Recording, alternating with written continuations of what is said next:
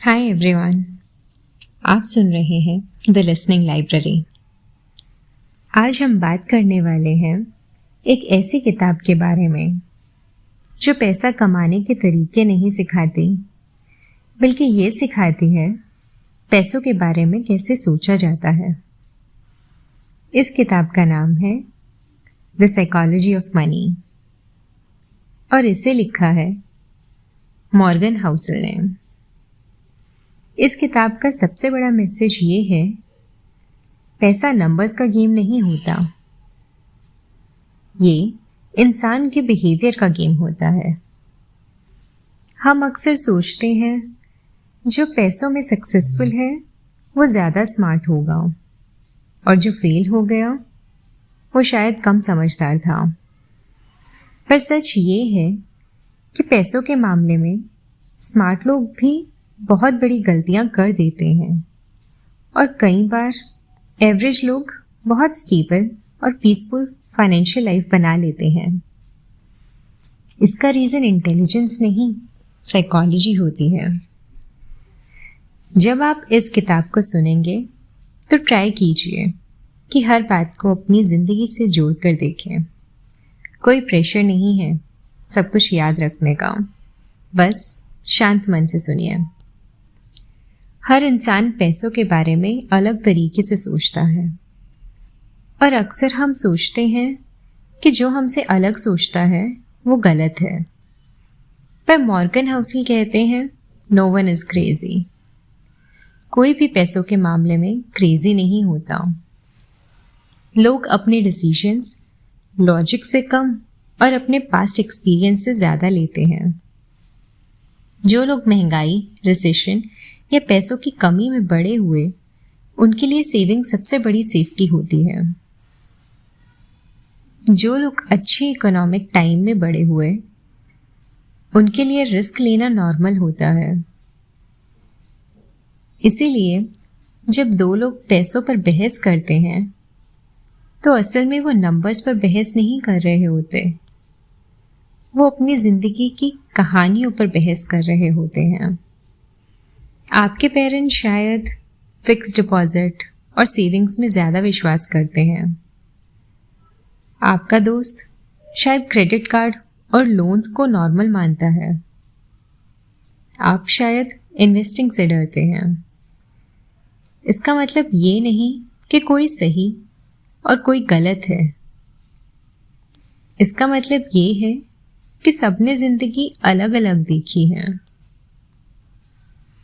पैसों के मामले में दूसरों के डिसीजन को जज करने से पहले ये याद रखिए, हर किसी का पास्ट अलग होता है। हम सक्सेस स्टोरीज सुनना पसंद करते हैं। हम सुनते हैं कौन कैसे बिलियनेयर बना, कौन कैसे ज़ीरो से हीरो बना। पर हम ये भूल जाते हैं कि हर सक्सेस स्टोरी के पीछे लक और रिस्क भी होता है। लक का मतलब ये नहीं कि मेहनत बेकार है और रिस्क का मतलब ये नहीं कि सब कुछ हमारे कंट्रोल में होता है। दुनिया में बहुत सारे टैलेंटेड लोग होते हैं जो सक्सेस नहीं हो पाते सिर्फ इसलिए क्योंकि सर्कमस्टांसेस उनके फेवर में नहीं होते। और कुछ लोग सही टाइम पर, सही जगह पर, सही डिसीजन ले लेते हैं। इसीलिए जब आप सक्सेसफुल हो रहे हो तो थोड़ा हम्बल रहिए और जब चीज़ें बिगड़ जाएं तो खुद को बिल्कुल बेकार मत समझिए। ज़िंदगी अनप्रेडिक्टेबल है, इसीलिए पैसों के साथ हमेशा थोड़ा संभल कर चलिए। एक बहुत डेंजरस थॉट होता है, बस थोड़ा और पैसा, थोड़ा और कंफर्ट, थोड़ा और स्टेटस। दुनिया के कई लोग सब कुछ होने के बाद भी सब कुछ खो देते हैं, सिर्फ इसीलिए क्योंकि उनके लिए इनफ कभी इनफ नहीं होता। पैसों की सबसे बड़ी मुश्किल स्किल कमाना नहीं होती, सबसे मुश्किल स्किल होती है रुकना। ये समझाना कि मेरे लिए इनफ क्या है। अगर आपने जिंदगी में इनफ डिफाइन नहीं किया तो आप हमेशा और के पीछे भागते रहेंगे। पैसा तब काम आता है जब वह आपको सुकून दे, ना कि जब वो आपको बेचैन बना दे। कंपाउंड इंटरेस्ट को दुनिया का 8th वंडर कहा जाता है, पर कंपाउंड सिर्फ पैसा नहीं होता, हैबिट्स भी कंपाउंड होती हैं। छोटी छोटी चीज़ें अगर लंबे ड्यूरेशन तक कंटिन्यू हो जाएं, तो बड़ा रिजल्ट लाती हैं। वॉरेन बफेट की वेल्थ का सीक्रेट सिर्फ इंटेलिजेंस नहीं है, उसका सबसे बड़ा सीक्रेट है टाइम। उसने इन्वेस्टिंग जल्दी शुरू की और बहुत लंबा टाइम दिया। कंसिस्टेंसी इंटेलिजेंस से ज़्यादा पावरफुल होती है और पेशेंस टैलेंट से ज़्यादा वैल्यूएबल होता है। अमीर बनना और अमीर रहना दोनों बिल्कुल अलग स्किल्स होते हैं। अमीर बनने के लिए रिस्क लेना पड़ता है, पर अमीर रहने के लिए कॉशन चाहिए। बहुत लोग पैसा कमा लेते हैं पर उसे संभाल नहीं पाते। अमीर रहने का मतलब है अननेसेसरी रिस्क से दूर रहना, खुद को हर सिचुएशन के लिए रेडी रखना और अपनी औकात से नीचे जीना।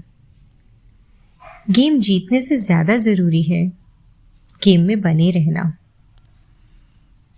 जिंदगी में ज़्यादातर रिजल्ट्स बहुत कम डिसीजन से आते हैं। कुछ ही इवेंट्स होते हैं जो पूरी लाइफ बदल देते हैं।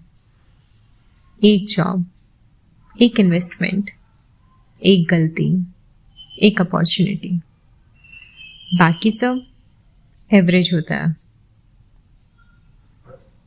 इसीलिए डेली अप्स एंड डाउन्स पर ज़्यादा रिएक्ट करना बेकार है।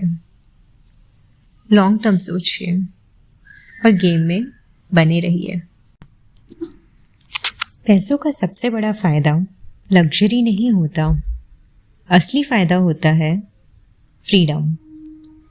फ्रीडम का मतलब जब चाहो नो कह पाना, जब चाहो रुक जाना, अपनी मर्जी से डिसीजंस लेना। अगर पैसा आपको ज़्यादा स्ट्रेस दे रहा है तो शायद आप उसे गलत जगह यूज़ कर रहे हो। पैसा आपकी ज़िंदगी को ईजी बनाए, आपकी ज़िंदगी को कंट्रोल ना करे। थ्योरी में परफेक्ट प्लान्स अच्छे लगते हैं, पर रियल लाइफ में वो प्लान्स काम आते हैं जो आप फॉलो कर पाते हो। जो प्लान आपको शांति देता है, जो प्लान आपको रात को चैन से सोने देता है, वो ही सही प्लान होता है। परफेक्ट होने की कोशिश मत कीजिए, रीजनेबल बनने की कोशिश कीजिए। जिंदगी में सब कुछ प्लान के हिसाब से नहीं होता, इसीलिए स्मार्ट लोग हमेशा एरर के लिए जगह छोड़ते हैं। Emergency fund, backup plan, extra margin, ये चीज़ें बोरिंग लगती हैं, पर यही चीज़ें आपको बचाती हैं। थोड़ा स्लो चलना अक्सर ज़्यादा सेफ होता है। हम सब अपने डिसीजंस को जस्टिफाई करने के लिए कहानियाँ बनाते हैं।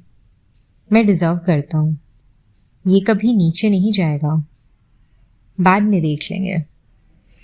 पर पैसा इमोशंस नहीं मानता। अपनी कहानियों को क्वेश्चन कीजिए। सच अक्सर अनकंफर्टेबल होता है, पर सेफ होता है। पैसा लोगों को इम्प्रेस करने के लिए नहीं होता, पैसा पीस के लिए होता है। आपको दुनिया का सबसे अमीर इंसान नहीं बनना, आपको बस अपनी ज़िंदगी का सिक्योर और शांत वर्जन बनाना है। इस किताब का सबसे बड़ा लेसन यही है, पैसा कमाने से ज़्यादा इम्पॉर्टेंट है पैसों के साथ कैसे बिहेव करें। अगर ये ऑडियो बुक आपको थोड़ा सा भी शांत और क्लियर फील करवा पाई हो तो इसे किसी अपने के साथ शेयर कीजिए। आप सुन रहे थे द लिसनिंग लाइब्रेरी। अगली किताब के साथ फिर मिलेंगे। तब तक खुद का ख्याल रखिए और अपने मन का भी। Thank you for listening.